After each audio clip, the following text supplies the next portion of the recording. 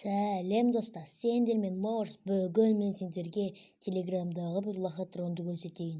Ол телеграмдағы лохотронның аты банкир.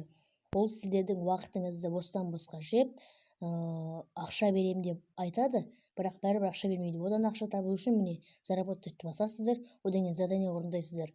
$1 немесе $2 немесе $3. Мен осымен $100 жинадым. $100 жетпесе вывод істеуге болмайды. Міне выводты басам мен. Кивиді басам, сіздерге лохотронның негізін көрсетейін. Кивиді басам, алмаған сізге рубль және сіз $1 төлеуіңіз керек. Мен ютубтан бір туралы көп нәрсе көрдім, және $1 төлесең тағы төле дейді.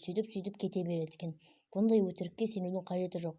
Бұл сіздің өмірдегі алтын уақытыңызды жейтін өтірік бір нәрсе. Бұлар бот, бұлар ақша төлемейді. Егер де шын ақша төлейтін болса, бұндай заданияларға $2 беру мүмкін емес.